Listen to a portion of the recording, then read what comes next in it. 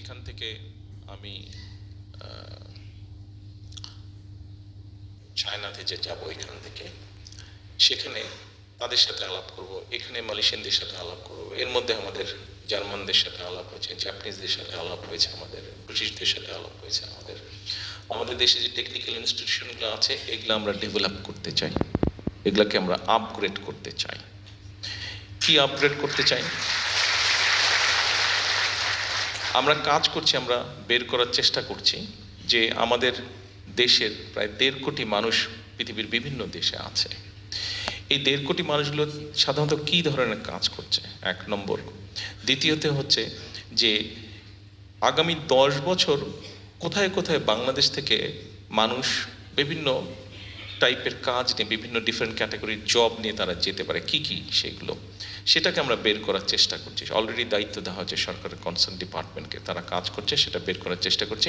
সেইভাবে করে আমরা আমাদের লোকজনকে রেডি করব। যেমন ধরেন, আমরা যদি জাপানের কথা ধরি, জাপানিজদের সাথে আমাদের যেটা কথা হয়েছে, তারা তাদের দেশের তাদের দেশে নিশ্চয়ই আপনাদের ধারণা আছে, এখান থেকে তো খুব বেশি দূরে না, তাদের দেশের পপুলেশন কিন্তু এখন মাইনাসের দিকে, মাইনাসে, অর্থাৎ তাদের দেশে বয়স্ক মানুষের সংখ্যা বেশি, কর্মক্ষম বা ইয়াং মানুষের সংখ্যা কম, তাদের দেশে কমে যাচ্ছে ধীরে ধীরে। ফলে তাদের বড় দুটো সমস্যা দেখা দিচ্ছে। এক, তাদের যে কৃষি জমিগুলো আছে, এই কৃষি জমিগুলোতে তাদের কাজ করার মানুষের সংখ্যা কমে যাচ্ছে, তার পাচ্ছে না।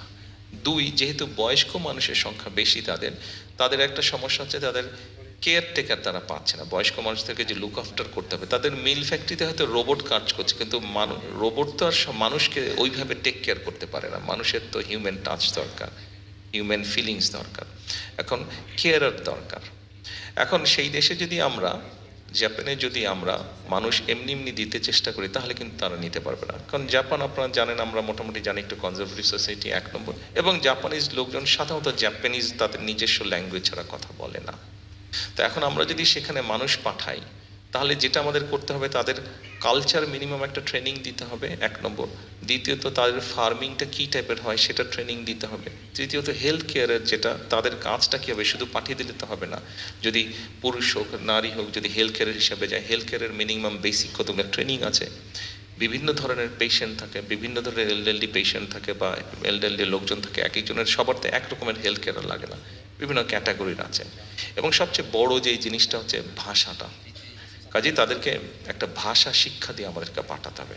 কাজে আমরা সেভাবে করে সাজানোর চেষ্টা করছি, একটু সময় লাগবে, আমরা সেভাবে করে গড়ে তোলার চেষ্টা করছি আমাদের ইনস্টিটিউশনটার ভাষাগুলোকে। ঠিক একইভাবে ইউরোপের ক্ষেত্রে বলুন, ইভেন আমরা চেষ্টা করছি আগামী, আমাদের এখানে আমাদের লেবার মিনিস্টার সাহেব আছেন বসে, আগামী 1 বছরের মধ্যে আমরা আশা করছি ইনশাল্লাহ মধ্যপ্রাচ্যে আমাদের যে সকল মানুষ যাবেন, তাদেরকে আমরা বেসিক অ্যারাবিক ল্যাঙ্গুয়েজ কোর্সটা আমরা শিখিয়ে তাদেরকে পাঠাবো, যাতে করে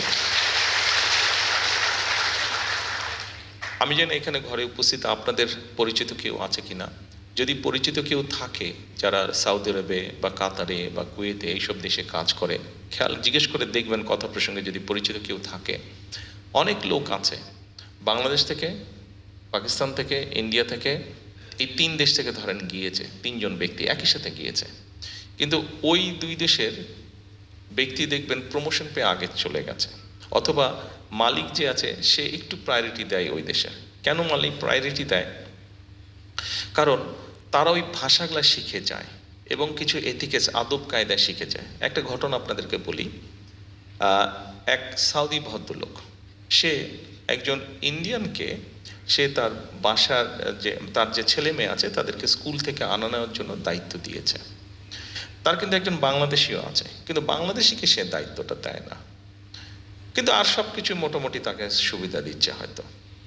তো একদিন ওই বাংলাদেশি তাকে জিজ্ঞেস করেছে, আচ্ছা বস, আপনি আমাকে বাচ্চাদেরকে দেন না কেন? তো বলে যে, দেখ তুই সবই ভালো, সব কিছু আছে বুঝলাম, কিন্তু তুমি তো ইংরেজি বলতে পারো না, আর ওই যে ইন্ডিয়ানটা আছে ও ইংরেজি বলতে পারে। ফলে যেটা হচ্ছে, আমার বাচ্চারা যখন স্কুল থেকে বাসায় আসে, তখন কিন্তু তারা ওর সাথে কথা বলে, ও তাদের সাথে কথা বলে, ভালো মন্দ সব কিছু কথা বলতে বলতে আসতে পারে, ওদের কোনো সুবিধা অসুবিধা বলতে পারে, কিন্তু তুমি তো সেটা পারছো না, সেই জন্য তোমাকে আমি ওখানে দিচ্ছি না। আমি আপনাদেরকে একটা ছোট্ট উদাহরণ দিলাম যে এই সমস্যাগুলো হয়। তো আমরা যদি আমাদের যারা যায় বিভিন্ন, যেমন কাতারে, কাতারে খুব সম্ভব তাই তো, কাতারে না 6,000 ড্রাইভার নেবে, তাদেরকে এখন ট্রেনিং দেওয়া হবে, তাদেরকে লোকাল ল্যাঙ্গুয়েজ শেখানো হবে, তাদেরকে একটা বেসিক ইংলিশ ক্লোজ দেওয়া হবে, আর এমনি যেগুলো টেকনিক্যাল ট্রেনিং আছে সেগুলো দেওয়া হবে। তার ফলে আমরা যদি আমাদের মানুষদেরকে এইভাবে প্রস্তুত করে পাঠাতে পারি, তাহলে কি হবে, ভ্যালু অ্যাড। অর্থাৎ আপনি তো পরিশ্রম করছেন, 8 ঘন্টা হোক, 10 ঘন্টা হোক, 12 ঘন্টা হোক, আপনি পরিশ্রম করছেন,